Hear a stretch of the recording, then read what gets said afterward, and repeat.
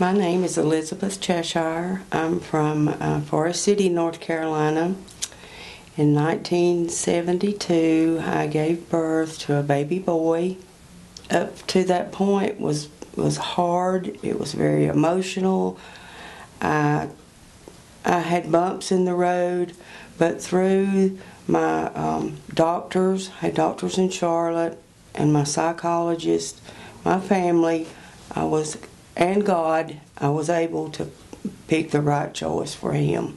I wanted the best, and that's one reason I chose the Children's Home Society of North Carolina. I had heard good things. And then when I had my interview with them, they were nurturing, they were caring people. They did not pressure me, but they were there if I needed them. And then when he was born, they carried me in, of course, and then I remember being in labor a while, but then they knocked me out, and I did not remember when he was born.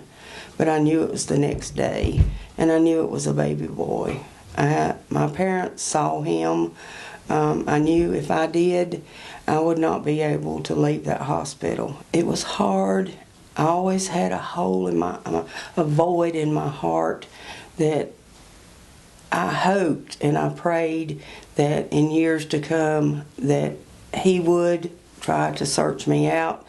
I also kept in touch with the Children's Home Society as far as health records. And then when he was 25, I wrote again, and I wanted more particulars. You know, he was of age, he was out of college, because I never would have interrupted his life that way.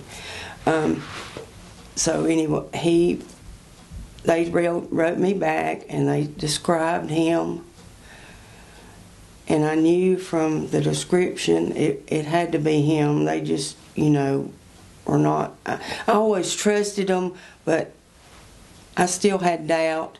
How, are they really going to tell me about my baby? And she did. She made me feel very comfortable about me writing. She explained them having visitations with them, and then, when it was final. So I waited. The day the letter came, there had been some phone calls, but because it said unknown caller, I didn't answer it. So a letter came from Leslie. I opened the letter, and it said that there was a young man that they thought was my son, and he was interested in, meeting me. And so I read it again, I showed it to my husband, and from there I called the girls, and then I went to my parents. And then that afternoon I called Leslie. She was able to tell me stuff. What I asked, she answered. I mean, of course, she couldn't give me any identifying information, but I was comfortable in what she was telling me. And then she told me there would be a writing process. We did that. And then there would be phone calls. And then when we were ready, there would be the actual reunion. And that's what happened.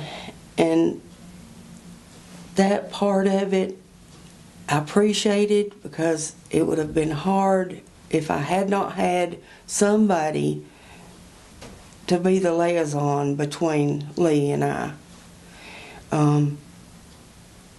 We could have done it, but she was so calming and caring, and she didn't tell me anything, except, he has dark hair, just stuff like that. But that part of it, the closure of it, is so important. Beginning and end, and I don't think we would have had it as easy if it had not been for her there to direct us.